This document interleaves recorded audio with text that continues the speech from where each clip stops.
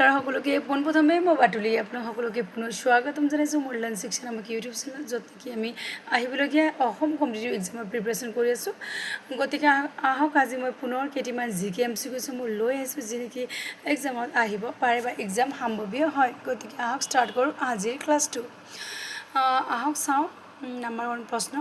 ভাৰতীয় সংবিধানত সংশোধনৰ বাবে এখন বিল ক'ত উত্থাপন কৰিব পাৰি প্ৰশ্ন হ'ল 1 নম্বৰ ভাৰতীয় সংবিধানৰ বাবে এখন বিল ক'ত উত্থাপন কৰিব পাৰি এই প্ৰশ্ন আৰু উত্তৰ হ'ল আপোনালোকৰ লোকসভা বা ৰাজ্যসভা যিকোনো এখন সদনত গতিকে প্ৰশ্ন হ'ল পুনৰ পঢ়োঁ ভাৰতীয় সংবিধানৰ সংশোধনৰ বাবে এখন বিল ক'ত উত্থাপন কৰিব পাৰি এই প্ৰশ্ন গতিকে উত্তৰ হ'ল আপোনালোকৰ লোকসভা বা ৰাজ্যসভা যিকোনো এখনত either in Lok Sabha or Rajya Sabha okay গতিকে আহক 2 নম্বৰ প্ৰশ্ন চাওঁ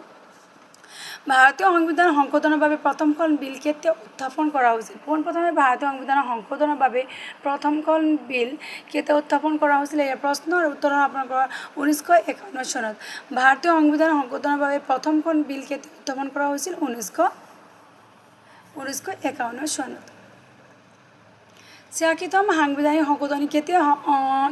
সংশোধনী কৰা হৈছিল এই প্ৰশ্ন 86তম সাংবিধানিক সংশোধনী কেতিয়া কৰা হৈছিল এই প্ৰশ্নৰ উত্তৰ হ'ল আপোনালোকৰ 2002 চনত ইয়াৰ দ্বাৰা শিক্ষাৰ অধিকাৰক মৌলিক অধিকাৰ কৰা হৈছিল গতিকে প্ৰশ্ন হ'ল 86তম সাংবিধানিক সংশোধনী কেতিয়া সংশোধন কৰা হৈছিল আৰু উত্তৰ হ'ল আপোনালোকৰ 2002 চনত ইয়াৰ দ্বাৰা শিক্ষাৰ অধিকাৰক মৌলিক অধিকাৰ কৰা হৈছিল আৰু এটা আমি দুটা প্ৰশ্ন বা দুটা এনসাৰ পাই গ'লোঁ যে 2002 চনত আৰু ইয়াৰ দ্বাৰা কি কৰা হৈছিল ইয়াৰ দ্বাৰা কৰা হৈছিল শিক্ষাৰ অধিকাৰক মৌলিক অধিকাৰ কৰা হৈছিল গতিকে আহক নেক্সট কুৱেশ্যনটো চাওঁ সংবিধানৰ কোনটো সংশোধনী ভোটাৰ বয়স হ্ৰাস কৰাৰ সৈতে জড়িত এই যিকেইটি এমচিকিউজ হয় আপোনালোকৰ মষ্ট ইম্পৰ্টেণ্ট যিকেইটি এমচিকিউজ হয় যি নেকি এক্সাম সম্ভৱী হয় এক্সামত আহিব পাৰে গতিকে পঢ়োঁ সংবিধানৰ কোনটো সংশোধনী ভোটাৰৰ বয়স হ্ৰাস কৰাৰ সৈতে জড়িত গতিকে সংবিধানৰ কোনটো সংশোধনী ভোটাৰৰ বয়স হ্ৰাস কৰাৰ সৈতে জড়িত এই প্ৰশ্ন 61st এমেণ্ডমেণ্ট 61তম সংশোধনী ভোটাৰৰ বয়স 21ৰ পৰা 18 বছৰত হ্ৰাস কৰা হৈছিল আৰু পোনপ্ৰথমে আমাৰ ভোটাৰৰ বয়স আপোনালোকৰ 21 বছৰ আছিল কিন্তু 61তম 61st এমেণ্ডমেণ্টৰ জৰিয়তে 21 বছৰ ভোটাৰৰ বয়স 21 বছৰৰ পৰা 18 বছৰলৈ হ্ৰাস কৰা হৈছিল তলৰ কোনখন সাংবিধানিক সংশোধনীক মিনি কনষ্টিটিউশ্যন বুলি কোৱা হয়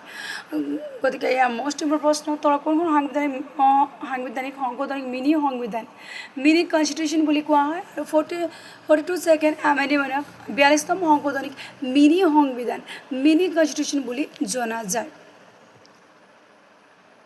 গতিকে আহক আজি অন্তিমখন প্ৰশ্ন চাওঁ কোনটো সাংবিধানিক সংশোধনীৰ দ্বাৰা কেন্দ্ৰীয় মন্ত্ৰীসভাৰ সংখ্যা লোকসভাৰ মুঠ সদস্যৰ 15% লৈ সীমাবদ্ধ কৰা হৈছে প্ৰশ্ন হ'ল কোনটো সাংবিধানিক সংশোধনীৰ দ্বাৰা কেন্দ্ৰীয় মন্ত্ৰীসভাৰ সংখ্যা লোকসভাৰ